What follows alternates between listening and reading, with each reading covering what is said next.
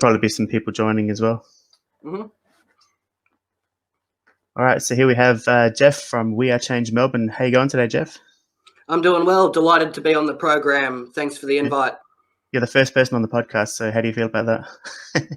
It's an honor. It really is to be interviewed by some of the new truthers that are involved, helping fight the tyranny. It's very important. We all need to be collaborating.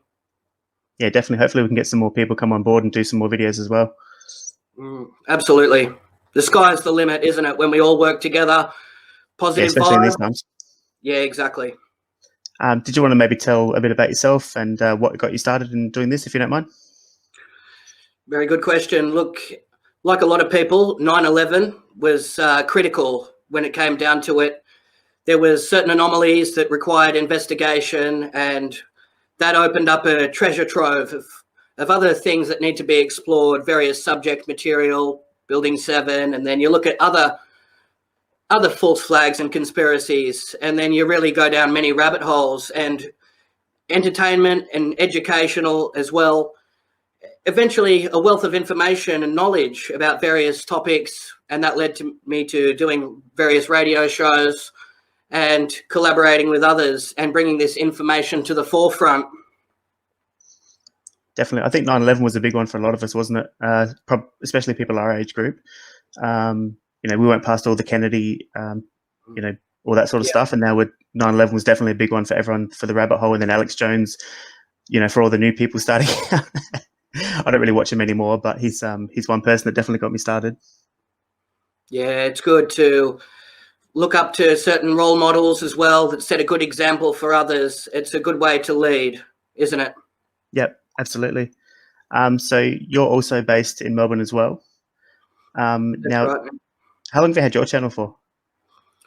About 3.5 years. Before that, I was working independently, making my own documentary films covering everything from vax to lost and endangered animals, educating people on responsible pet ownership, and natural medicines as well was a big one, spirituality. Yep.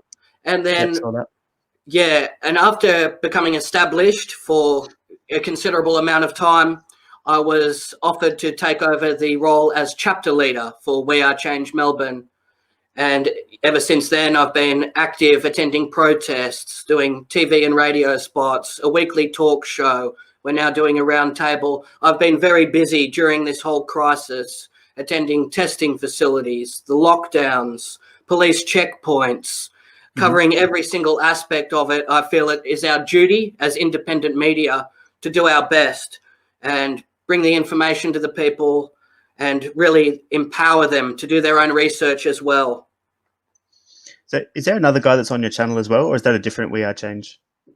There is WeAreChange, the central organization from New York. That's Luke Radowski that runs that. There's chapters all over the world. Okay. Just wanted to get your thoughts on Dan Andrews and how you're coping with the lockdown and how you've been coping with it all year. Yes, well, a lot of people are struggling. I've managed to channel a lot of my frustrations and rage into the work, whereas I can have a release and vent that way, get out there and expose the corruption, make a video about it. That is therapeutic. And Definitely. really exposing this dictator and some of the genocidal ways that he is exhibiting at the moment, pushing things that are very hazardous to people's health.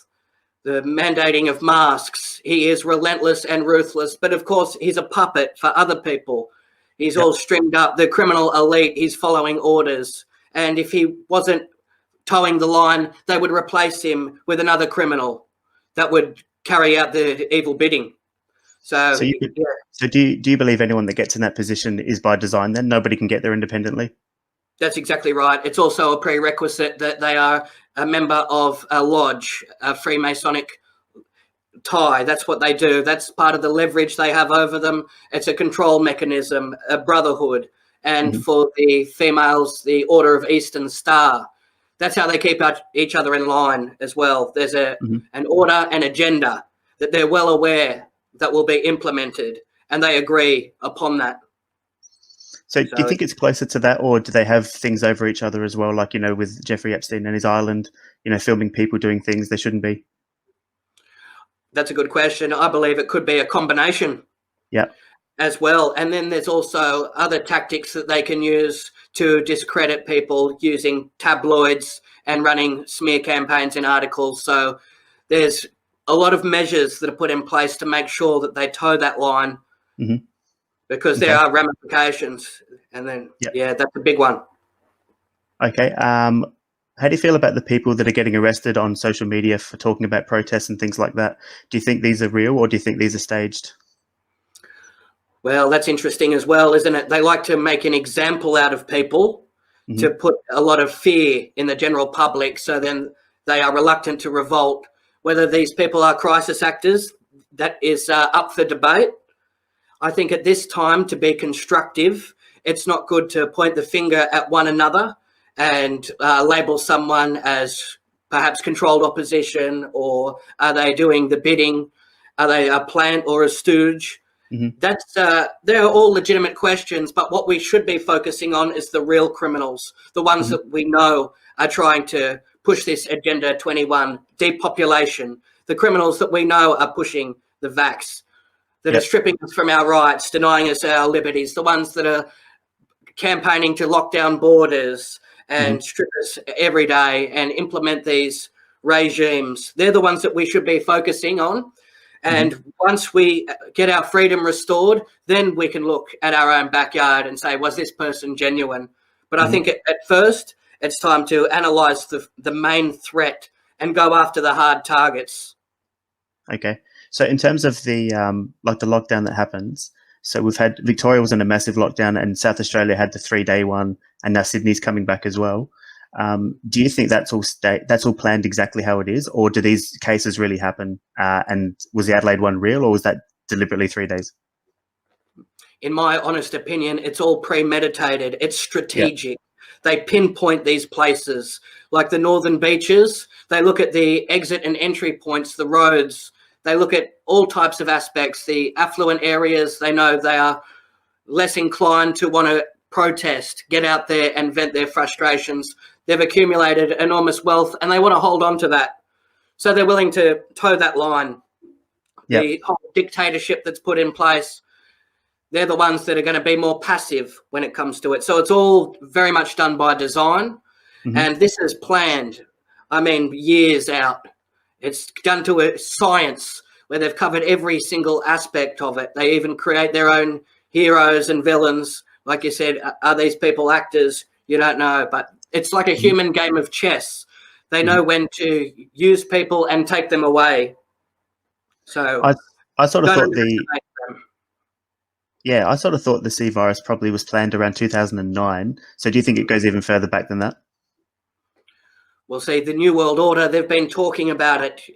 George Bush Sr. Yeah, definitely, 1991 for that one, Yeah, absolutely. They've been talking about this. It's been discussed. And now we see in the Sun Herald, you see it even published, the New World Order is here. So they're basically openly admitting it now.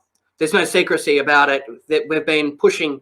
It's a lockstep, incrementally taking our rights away very slowly.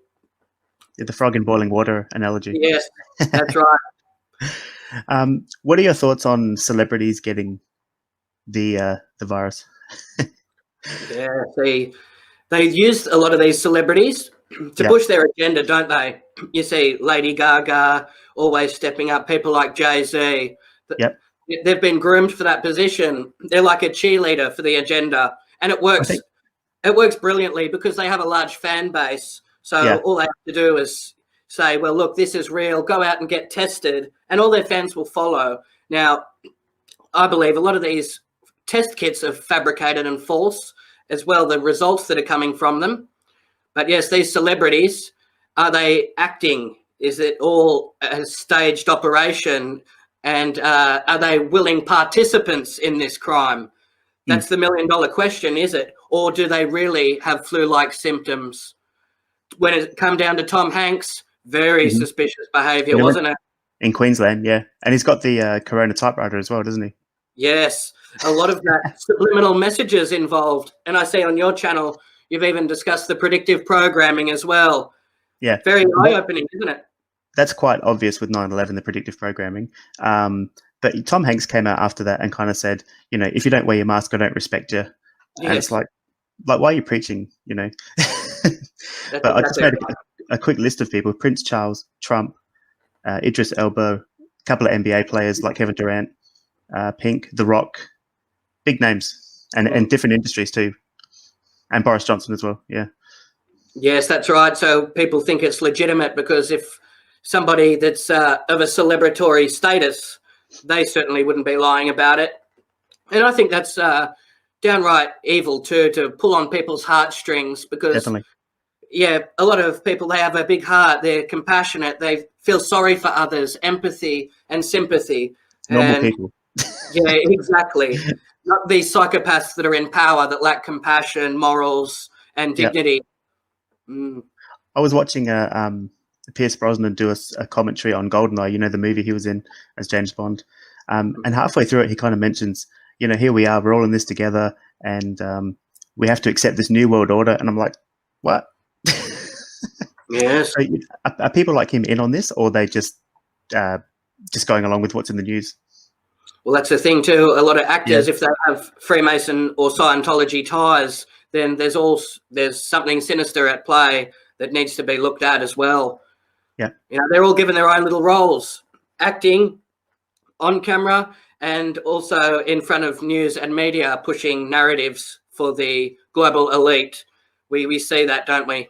And if you look at some of these people like Elon Musk, Greta, if you look at their Wikipedia, you'll always see actor as one of their first references, and we have one of their first titles. I think with Greta, there's a lot of talk about her parents. Yes. I can't remember. I haven't looked at Greta for a long time, but yeah, her parents were like part of the elite and part of societies, all that sort of thing. So she's definitely part of it, but she doesn't really know what she's doing, right? She's a young girl who's just being told what to do. Well, that's what they say. I'm sure they're well aware and complicit in the whole operation. But yes, a lot of criminal cabal consist of bloodline families. That's something that needs to be investigated too. Yep. They intermarry to control wealth and power. So that's the identifying markers. Who are their parents? What school did they go to? What about what are your thoughts on the catchphrases that they throw out? Like we're all in this together and stay open, stay safe. It's very convenient how a lot of these are pushed out. It's very Orwellian, isn't it? The newspeak language. We have clusters, super spreaders. Yep. And then they demonize people that have flu-like symptoms and then make out that they're the worst person in the world. We've seen someone that was working at a pizza store and how they can do this. It really takes the whole level of deceit to another level, doesn't it? Who comes up with these catchphrases? Because I was just going to ask, back when Facebook started and people started doing LOL and LMAO and all that kind of stuff, and like you sort of get these phrases that come into our vocabulary, but who sort of decides that these are the right ones and who says that, yes, we're going to be saying this from now on? Well, that's the question, isn't it? A lot of this newspeak language, the abbreviations, it seems to just emerge, doesn't it? And next minute, everybody is using it. It becomes the common terminology. Yeah. A lot of this language, it's implemented. And that was written in the book 1984 as well. Doublespeak, thought crimes, and hate speech is another one, isn't it? Yeah, definitely. And would you say that's dumbing down the public as well? Exactly. Simplifying things. It's another control mechanism, isn't it? It is, I think so. And I think a lot of this stuff that goes on is pretty much dividing the people. So you've got like division of people who want to follow the official story, and then you've got people who are fighting against it like us. And then you've got people that don't care, people in the middle. But whichever way they go, whatever they talk about, it's really just dividing people again. And the family unit's been broken up for a long time. It most certainly has. And that's an age-old strategy, isn't it? Turn people against one another so they don't look at the real culprit. And you can see it with the sporting games, the state of origin, New South Wales versus Queensland. They're looking at each other as enemies. I mean, it's good to have a healthy rivalry, but it shouldn't be engaged in such opposition like that where there's hatred and malice involved. We see in Europe with some of the soccer matches after that